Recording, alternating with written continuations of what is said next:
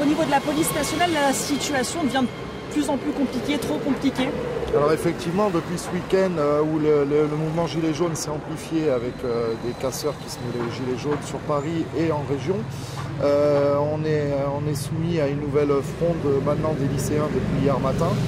Et donc nous, ce qu'on réclame au niveau de l'Alliance Police Nationale, c'est que ça soit pris en compte au niveau de l'État concernant ces manifestations et ces regroupements sauvages sur la voie publique, et surtout que mes collègues qui sont sur le terrain soient équipés convenablement pour faire face à ces violences urbaines, puisqu'on a affaire à des casseurs, on a affaire à des gens qui mettent le feu, à des véhicules, à du mobilier urbain, et donc mes collègues ne sont pas en sécurité par rapport à ça.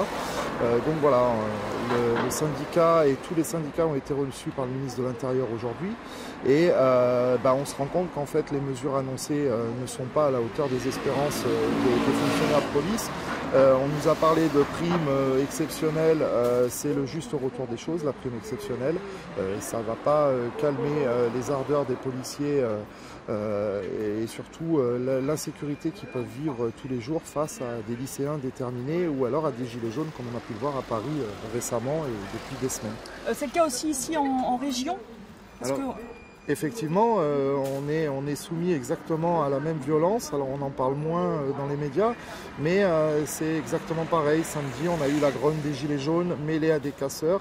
On a 4 collègues qui se sont retrouvés blessés sur la commune d'Antibes, des véhicules de police dégradés, un véhicule qui a terminé sur le toit au niveau du rond-point de Provence à Antibes.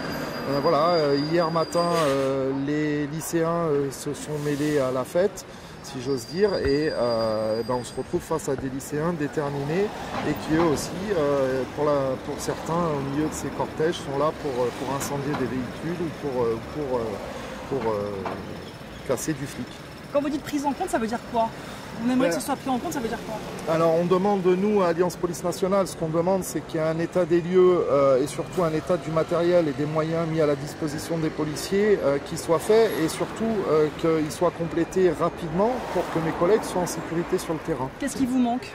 Il nous manque actuellement, il nous manque des casques individuels, il nous manque des équipements de protection au niveau des membres, jambières, au niveau des bras, il nous manque pas mal de choses, des boucliers, parce qu'on est soumis à des violences urbaines fortes.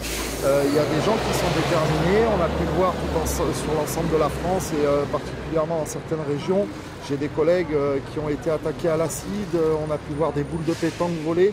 Voilà, donc on n'est pas équipé face à ces comportements, et donc ce qu'on réclame nous au niveau de l'Alliance Police Nationale, c'est qu'on soit équipé, qu'il y ait une remise en question du gouvernement et des autorités pour justement équiper mes collègues, et au niveau national, mes collègues du Bureau national et nous-mêmes demandons la remise en place de l'état d'urgence, puisque ça serait une des solutions pour rétablir un peu d'ordre dans les rues. Solution pourquoi? Justement, l'état d'urgence, il y a un strict cadre, et à partir de là, ça permettrait à surveiller les monuments, à faire surveiller les monuments par l'armée. Ça permettrait de contenir ces mouvements de foule, c'est d'éviter ces rassemblements non déclarés dans les préfectures sur l'ensemble des communes et des régions et au niveau national. Voilà, c'est des choses que nous demandons pour rétablir un peu de sécurité au niveau de mes collègues qui sont sur le terrain et confrontés à ce genre d'individus. Merci.